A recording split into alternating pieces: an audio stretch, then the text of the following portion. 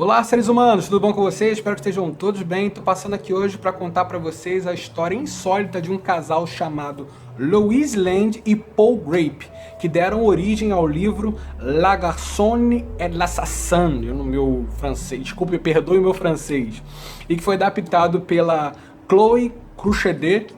Vou ter que olhar aqui esse início porque são nomes muito diferentes para mim. Publicado no Brasil pela editora Nemo com o título de Degenerado. Uma baita HQ. Eu queria conversar com vocês um pouco mais sobre a história desse casal que deu origem ao livro HQ, porque eu acho que não ia caber na resenha o que eu gostaria de falar com vocês. Então, vem comigo. Em 1911, Louise e Paul se conhecem e se casam. Tudo parecia estar indo bem para o casal até que a Primeira Guerra Mundial eclodiu, 3 anos depois, e Paul foi convocado para a frente de batalha, né?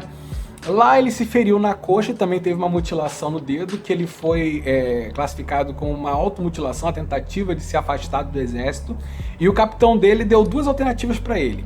Ou ele voltava para o front, lá para a frente de batalha, ou ele seria executado sumariamente como desertor.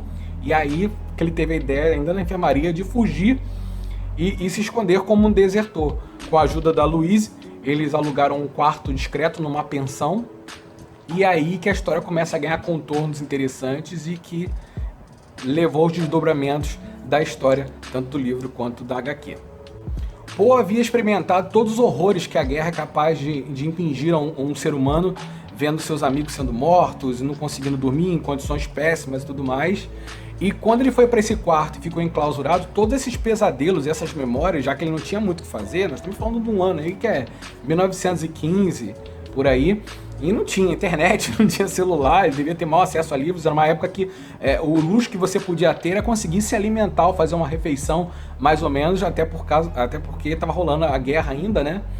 E cara, foi aí que ele tomou uma decisão de se travestir de mulher para poder fazer algumas incursões fora do seu apartamento.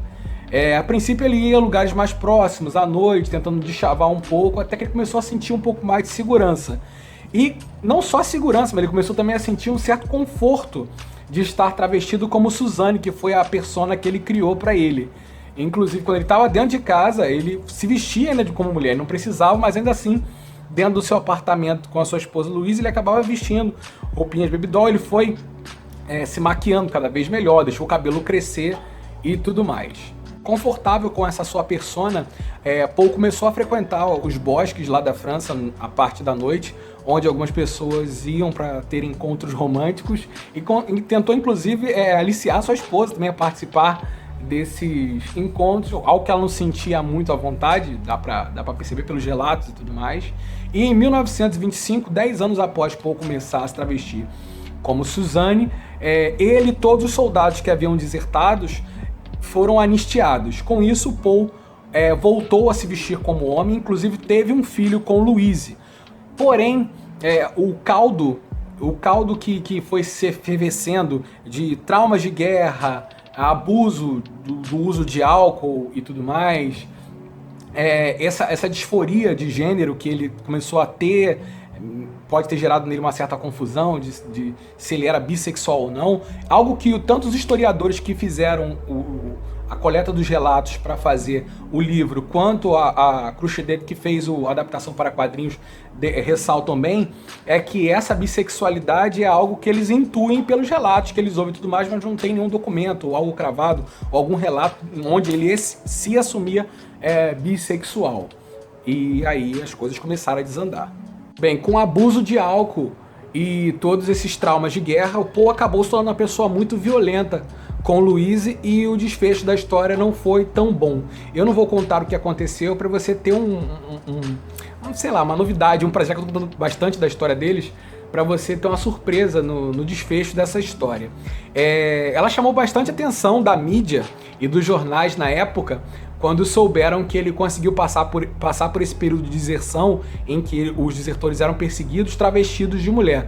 Gerou bastante curiosidade na sociedade e foi por conta disso que os historiadores, deixa eu ler o nome deles aqui, é o Fabrice Vergil e Daniel Waldman, eu não sei se pronuncia assim, mas eu tentei falar da melhor forma possível, foram os historiadores que fizeram essa coleta dos documentos históricos para levantar essa história interessante. Outro ponto que eu acho muito interessante de toda essa narrativa é que ela aconteceu, cara, na década de 20, né?